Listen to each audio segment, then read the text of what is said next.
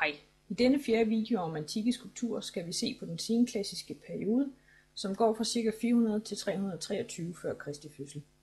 Som nævnt i den foregående video, faldt slutningen af den højklassiske periode sammen med den peloponnesiske krig, altså krigen mellem Athen og Sparta, som varede fra ca. 431 til 444 f.Kr. fødsel. Den athenske bystat havde i løbet af 400-tallet indført demokrati som styreform, mens den spartanske bystat var anderledes bygget op. Her styrede to konger, som kom fra de mægtigste familier i Sparta.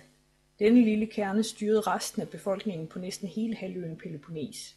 Den ikke herskende del af befolkningen kaldtes heloter og arbejdede med håndværk og jorddyrkning for den styrende del, som var beskæftiget med krigstræning og administration. Heloterne havde ingen indflydelse på styringen af landet, som udelukkende var forbeholdt den øverste klasse af spartanere. Athens og Spartas styreform var altså vidt forskellige, og igennem det meste af 400-tallet havde den athenske bystat haft den største succes. Men i slutningen af 400-tallet vandt spartanerne krigen, og de støttede et aristokratisk kup i Athen, som nu kom under et 30-mandsråd, som kaldes de 30 tyranner. Dette styre varede dog ikke ved, og i begyndelsen af 300-tallet blev demokratiet indført igen, men Athen var nu en svækket stat i forhold til tidligere. I løbet af 300-tallet skiftede magtfordelingen i det græsksprogede område. Tidligere havde Athen og Sparta været de to store rivaler, men de havde udmarvet hinanden i løbet af den peloponnesiske krig, sådan at ingen af dem nu magtede at samle de øvrige bystater. I løbet af 300-tallet begyndte Makedonien at vokse stærkere under kong Philip II. Og i 338 f.Kr. fødsel besejrede han grækerne og tvang dem ind i et forbund. I 336 overtog hans søn Alexander magten. Alexander fik senere tilnavnet Den Store. Alexander udvidede sit imperium til at indbefatte Egypten og store dele af Mellemøsten, inden han døde i 323, hvorefter imperiet gik i opløsning. Den græske kunst, vi har set på indtil videre, har i høj grad været tilknyttet religiøse institutioner og har vist et idealiseret menneskebillede, som indebærer ro og balance. I løbet af 300-tallet ændrede denne tendenser, sådan at kunsten nu i højere grad begynder at vise individualitet og følelser. Det første eksempel, vi skal se på den nye tendens, er en byste, som forestiller den græske tragediedigter Euripides, som levede i midten af 400-tallet. Denne byste er skabt i midten af 300-tallet, og altså længe efter Euripides selv var død. Vi kan se, at kunstneren har bevæget sig væk fra den unge, stærke idealfremstilling, eftersom der er klare aldringstegn at se i ansigtet. Håret virker lidt tyndt i toppen, der er tydelige rynker i panden, og kinderne virker lidt indfaldende. Portrættet fremstår altså i højere grad realistisk, end hvad vi har set tidligere. Samtidig udtrykker ansigtet en vis melankoli, i det han kigger lidt ned, og brynene er lidt sammentrukne.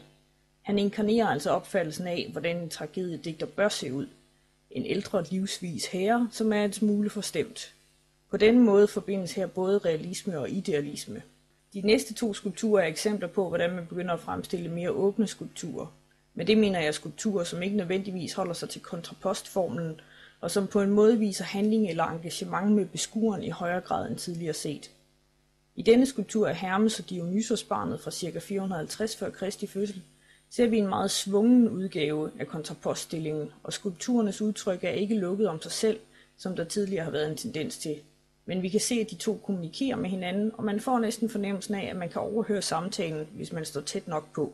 Skulpturerne virker altså mere levende. Denne fremstilling af Hermes viser guden i et afslappet øjeblik, hvor han hviler benene og kigger frem for sig. Her er det en meget naturlig positionering af figuren. Læg desuden mærke til kroppens udformning, som nu ikke længere er helt så muskuløs, som vi har set tidligere, men viser en meget ung krop, som endnu ikke er helt voksen. Den sidste skulptur, vi skal se på, er en fremstilling af Apollon, som ligesom den foregående af Hermes også er fremstillet som meget ung, og hvis krop derfor heller ikke er helt så muskuløs som skulpturerne fra højklassisk periode eksempelvis. Skulpturen har sandsynligvis været udstyret med en bue i venstre hånd og viser Apollon lige efter han har affyret en pil. Der er altså igen en klar handling eller historie i skulpturen. Gennem de tre dele af den klassiske periode, som vi har set på i den foregående og denne video, har vi set en udvikling, som går imod det mere naturlige. Idealiseringen af menneskekroppen topper i højklassicismen, og i senklassicismen udvikler der sig en mere individualiserende stil, som viser følelser og alder, dog stadig inden for en idealiserende ramme, sådan at figurerne inkarnerer det, de opfattes som. De græske bystaters indflydelse og magt i Middelhavsområdet går samtidig gennem en udvikling fra, at de bliver stærkere og stærkere, i særlig grad Athen, til at deres indflydelse formindskes. Den græske kultur forbliver dog stadig populær, hvilket vi skal se på i den følgende video. Vi ses! Hej!